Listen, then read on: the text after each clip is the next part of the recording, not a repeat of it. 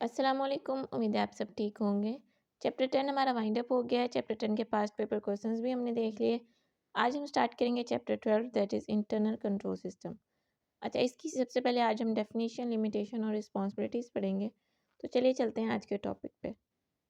अच्छा जी, internal control क्या है हमारे पास? Internal control means policies and procedures designed, implemented and operated by management and directors to provide reasonable assurance about achievement of entities objectives with regard to। वो procedures हैं या policies हैं जो डिज़ाइन की जाती हैं, फिर इनको इम्प्लीमेंट किया जाता है और उनको ऑपरेट किया जाता है।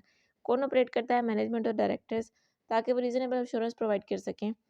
अच्छा, किन चीज़ों के बारे में? Effectiveness and efficiency of its operations, compliance with applicable laws and regulations, reliability of entity's financial reporting. ठीक है, तो इसको कहा जाता है इंटरनल कंट्रोल।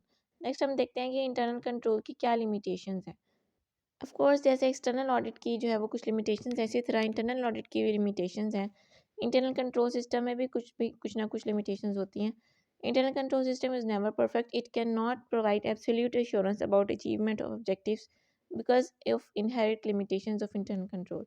क्या क्या है इसमें लिमिटेशंस हो सकती हैं? Breakdowns caused by human errors, management override of controls, management जो है वो ओवरराइड कर रही है, lack of segregation of duties, जो है वो ड्यूटीज़ जो है वो सेग्रीगेट नहीं है, बहुत सारे काम जो है वो सिंगल पर्सन परफॉर्म कर रहा है। कोलिजन है, internal control is circumvented intentionally through collision among more than one person. Cost of some controls may be greater than their benefits. Often non-routine transactions are not subject to internal control. जो routine की transactions होती हैं वो तो internal control में जो उनको देखा जा रहा होता है, लेकिन जो नॉन रूटीन है उनको जो इंटरनल कंट्रोल में नहीं इंक्लूड किया जाता बाज़ औक़ात। Often judgments are involved in risk assessment and implementation of control which can be faulty.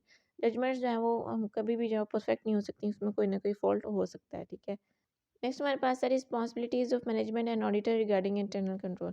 Management की क्या रिस्पॉन्सिबिलिटी है? It's the responsibility of management to design, implement and operate internal control which are necessary for preparation of financial statement.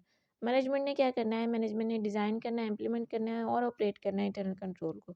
ठीक है, क्योंकि ये सब जो financial statement की प्रिपरेशन के लिए बहुत ज़्यादा ज़रूरी होता है। ऑडिटर की क्या रिस्पॉन्सिबिलिटी है?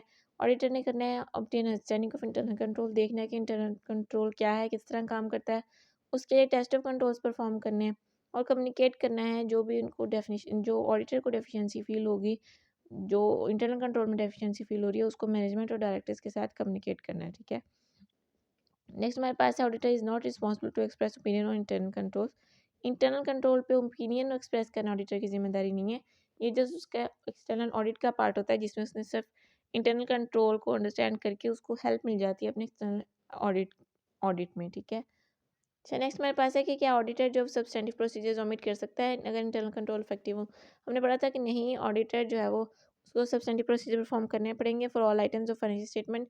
Depending on strength of internal control, substantive procedures may be reduced but can not be eliminated. Auditor cannot solely rely on effectiveness of controls because every control system has inherent limitations. ठीक है जी, ये था हमारा chapter 12 का intro. उम्मीद है आपको समझ आया होगा। कोई कन्फ्यूजन हो तो आप पूछ सकते हैं। अपना ख्याल रखिएगा। अल्लाह हाफिज़।